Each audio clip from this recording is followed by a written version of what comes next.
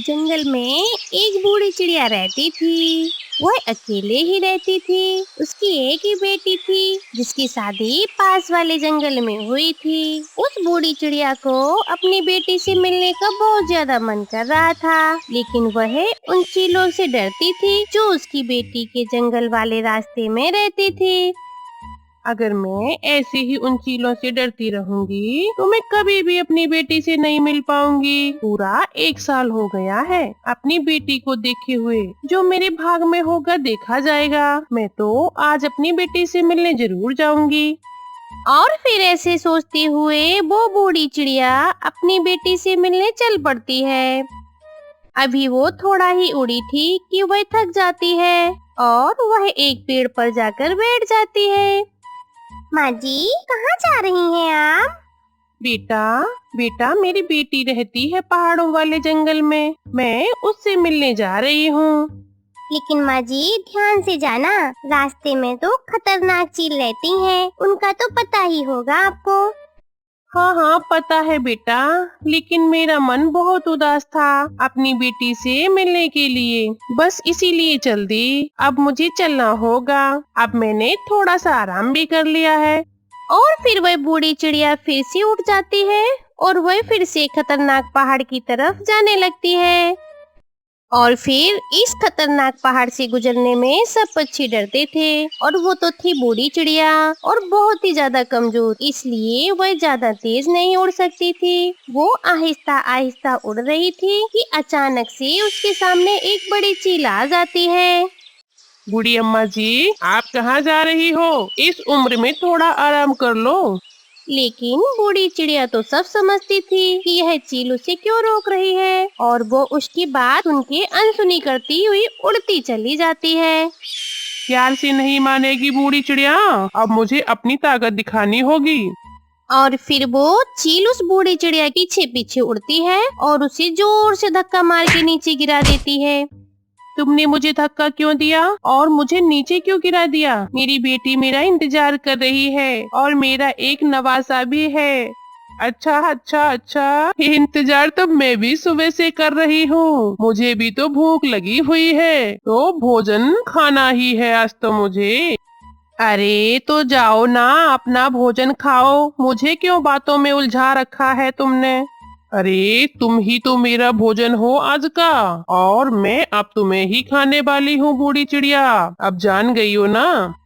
अब बूढ़ी चिड़िया ये जान गई थी कि ये चील उसे खाने ही वाली है और वो खाकर ही रहेगी, इसलिए वह डरने से बेहतर है कि वो दिमाग से काम ले, शायद उसकी जान बच जाए। और फिर वो चील से कहती है कि चील बेटा, मैं तो बहुत ज्यादा कमजोर हूँ और मेरे तो केवल यह पंख ही पंख हैं जो तुम देख रहे हो। मेरे शरीर पर जरा भी मांस नहीं है। ऐसे तो मेरे पंख तुम्हारे गले में अटक जाएंगे और मैं निकल लूंगी अपने गले से तुम, और फिर तुम अपने गले से फंसे हुए पंख कैसे निकालोगे? तो ठीक है चील, अगर तुम्हें ऐसा लगता है कि तुम मुझे ही खाकर अपनी भूख बुझाओगी तो मैं अपनी आंखें बंद कर लेती हूँ और तुम जी भर कर जो भी करना है वो करो। और फिर मुझे जीकर अब करना ही क्या है इस बूढ़ी उम्र में। और चील बेटा, तुम्हें पता भी है, मेरी बेटी ने मेरे लिए मीठी मीठी देसी घी की गुजिया बना कर रखी है, और अगर तुम 2-4 दिन और इंतजार कर लेते तो अच्छा होता कि अगर तुम मुझे खाती तो तुम्हें भी पता चलता कि मेरा मांस कितना स्वादिष्ट है। ये सुनकर चील भी थोड़ा सा लालच में आ जाती है। क्या तुम सच कह रही हो? और कब लौट कर आओगी? तुम ऐसा सुनकर तो बूढ़ी चिड़िया की जान में जान आ जाती है। बस 2-3 दिन में ही, 2-3 दिन का इंतजार कर लो और मैं इसी पेड़ पर आकर बैठ जाऊंगी और मैं वापस आ जाऊंगी। और पता है चील बेटा, जब मैं वापस आऊंगी ना तो थोड़ी मोटी और ताजी होकर आऊंगी। और हाँ चील, मुझे पता है ना कि इतनी मोटी और ताजी होकर नहीं लौटूंगी ना तो तुम फिर गुस्सा करोगे और तुम्हें मेरा मांस स्वादिष्ट भी नहीं लगेगा। और पता है, जब मैं मोटी और ताजी हो जाऊंगी ना तो तुम्हारा पेट या और भी अपने दोस्तों को निमंत्रण दे देना, उनका भी पेट भर जाएगा। अच्छा अच्छा ठीक है, तो चलो मैं तुम्हें इन पहाड़ों से गुजरने देती हूँ। ऐसा ना हो कि कोई और चील तुम्हें खा ले, मैं इंतजार ही करती रह जाऊँ। और फिर ऐसे वो चील उसे खतरनाक पहाड़ों से सुरक्षित गुजार देती है। और फिर शाम होने से पहले ही बूढ़ी चिड़िया अपनी बेटी के पास पहुंच जाती है।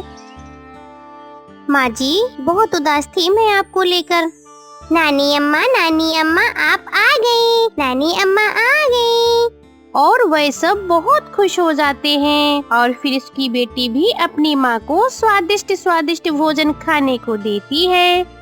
और फिर रात हो जाती है और सब सो जाते हैं। दूसरी रोज कुक्कू अपनी नानी से ऐसे ही कहता है, नानी अम्मा चले, मैं आपको नदी की तरफ लेकर जाता हूँ। मैं भी साथ में चलती हूँ। और ऐसे फिर वो तीनों नदी की तरफ जाते हैं। वहाँ रानो चिड़िया अपनी माँ को अपने दोस्तों से मिलाती है।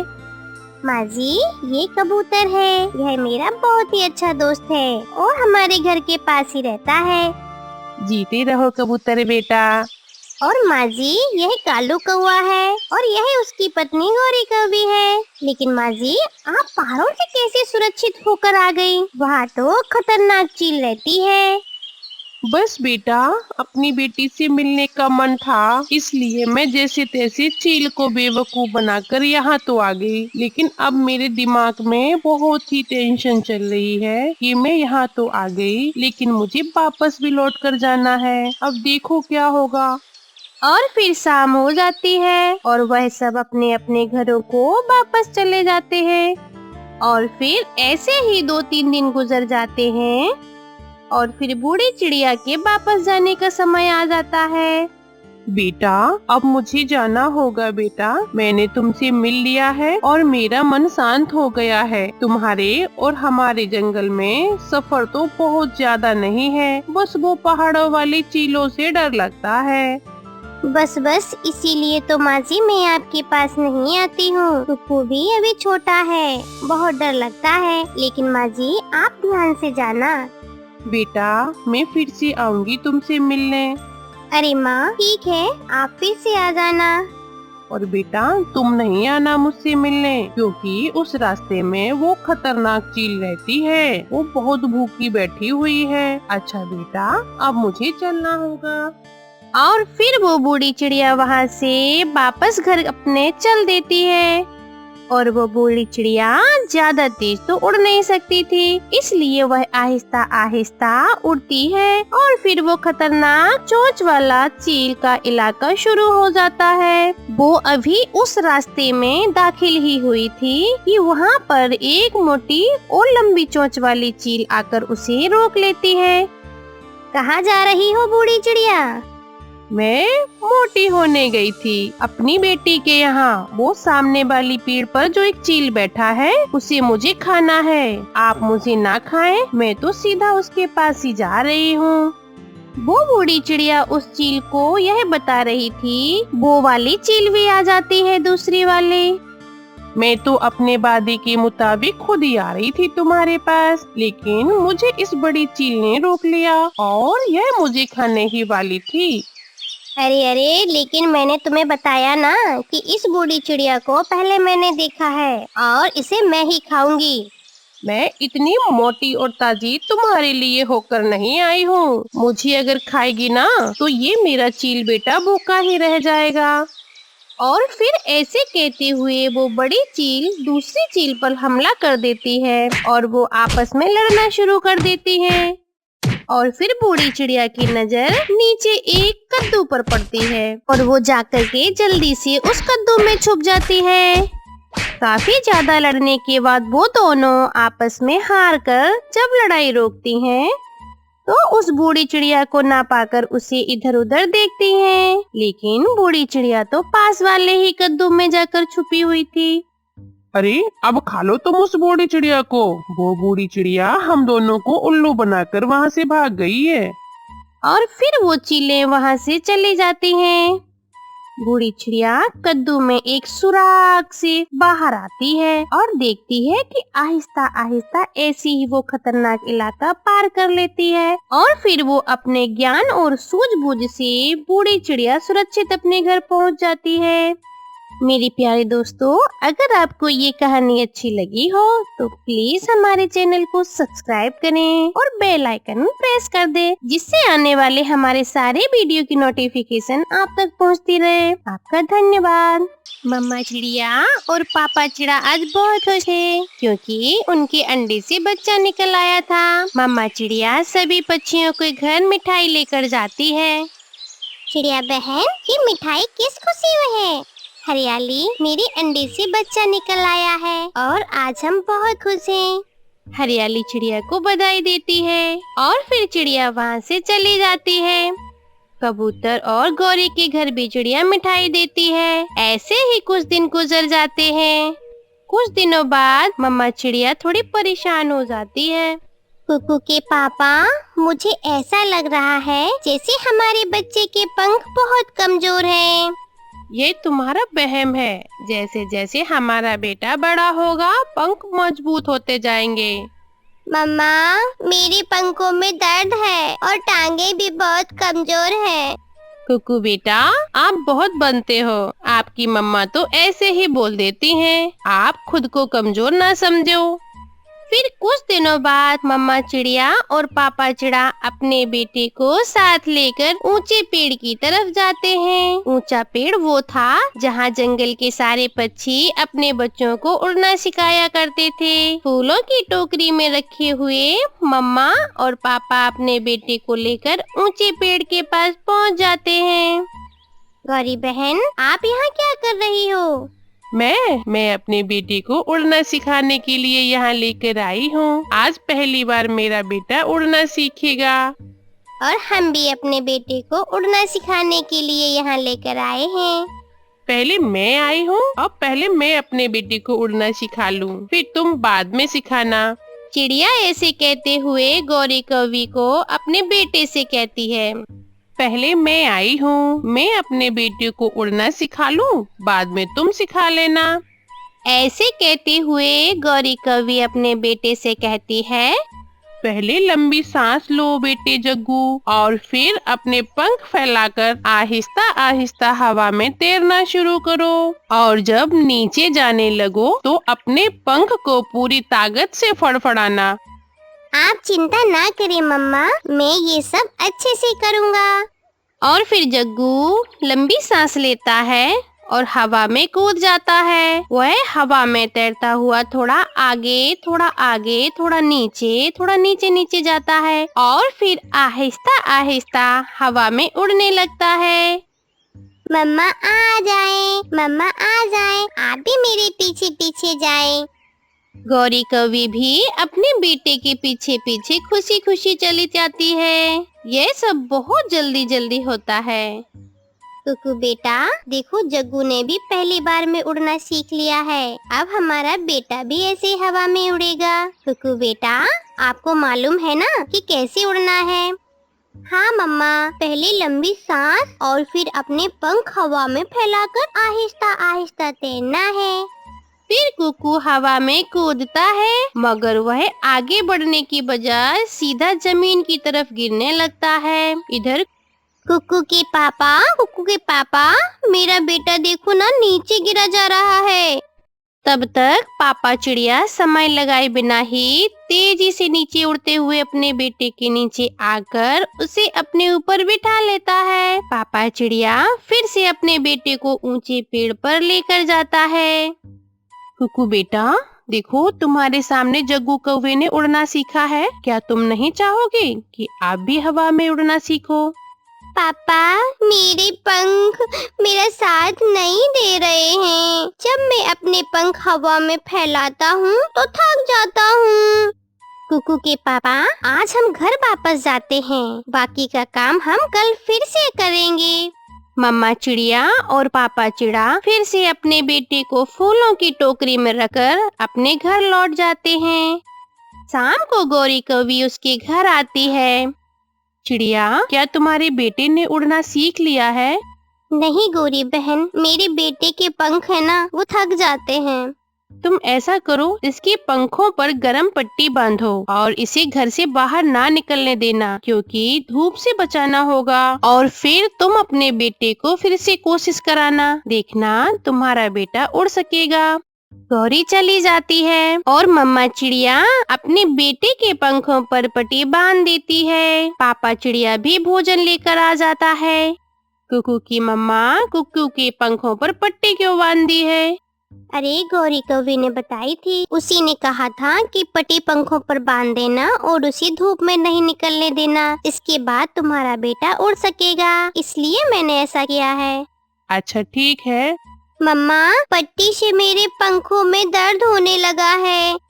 ऐसे ही दिन गुजर जाते हैं। मम्मा चिड़िया और पापा चिड़ा फिर से अपने बेटे को ऊंचे पेड़ पर लेकर जाते हैं, मगर आज भी वह उड़ नहीं पाता।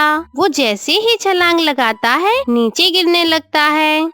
पापा चिड़िया फिर से अपने बेटे को उठा लेता है और बहुत निराश होकर वह फिर से अपने घर लौट आते हैं। घर में कुकू की नानो आई हुई थी। आप सब कहाँ गए हुए थे बेटा?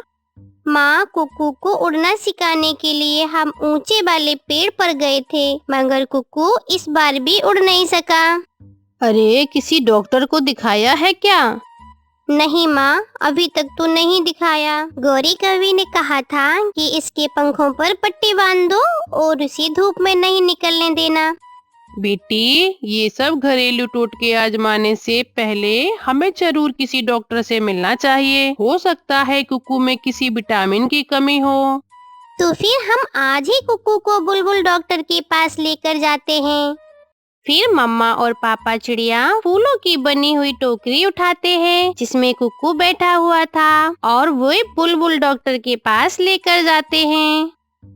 आप तो ऐसे ही परेशान हैं। आपके बेटे में विटामिन डी की कमी है। इसे दिन में 2 घंटे धूप में बिठाया करो। हर रोज दूध दिया करो और अंडा दिया करो। ऐसा करने से विटामिन डी की कमी पूरी हो जाएगी। मगर गौरी कवि ने कहा था कि इसे धूप में नहीं निकलने देना। अरे वो क्या डॉक्टर है? ऐसे ही घरेलू टोटके आजमाने से कई पक्षी सारी जिंदगी के लिए अपाहिज हो जाते हैं। कोई भी मामला घर पे ऐसा हो तो सबसे पहले डॉक्टर से मिलना चाहिए। हम शर्मिंदा हैं बुलबुल डॉक्टर, ये हमारी ही गलती है कि हम पहले आपके पास नहीं। माँ, आपने ठीक ही कहा था, कुकू में विटामिन डी की कमी है, फिर तो इसे दूध अंडा देना ही होगा। हाँ माँ, इसे हर रोज 2 घंटे धूप में भी बिठाना होगा। फिर मम्मा चिड़िया और पापा चिड़ा उस दिन के बाद हर रोज अपने बेटे को 2 घंटे के लिए घर के बाहर धूप में लेकर बैठने लगे। पापा चिड़िया अपने बेटे के लिए अंडा भी लेकर आता था और मम्मा चिड़िया कबूतर की दुकान से दूध लेकर आती थी। 5 दिन ही हुए थे कि कुकू खुद में बहुत ताकत महसूस करने लगा था। मम्मा चलें? कहाँ बेटा? मम्मा, ऊंचे पेड़ की तरफ। मुझे महसूस हो रहा है कि अब मैं उड़ सकूंगा। मेरा बेटा जरूर उड़ेगा। मम्मा और पापा चिड़िया अपने बेटे को ऊंचे पेड़ पर लेकर जाते हैं। कुकू लंबी सांस लेता है और छलांग लगाता है, मगर आज तो कुकू नीचे जाने की बजाय पूरा पंख फैलाकर ऊपर ही बढ़ता जाता है। और फिर थोड़ी देर बाद कुकू अच्छे से उड़ने लगता है, जिसे देखकर मम्मा चिड़िया और पापा चिड़ा बहुत खुश होते थे। पापा चिड़िया अपने बेटे को नीचे नीचे और मम्मा चिड़िया अपने बेटे के ऊपर ऊपर उड़ने लगते हैं, मगर कुकू उन दोनों से आगे निकल जाता है। प्यारे दोस्तों, इस कहानी से हमें सीख मिलती है कि कोई भी बीमारी हो या कोई भी प्रॉब्लम हो तो सबसे पहले डॉक्टर से मिलें, ना कि घरेलू टोटके करें, क्योंकि डॉक्टर तो हमेशा से ही हमें बेहतर गाइड कर सकते हैं। आपका धन्यवाद।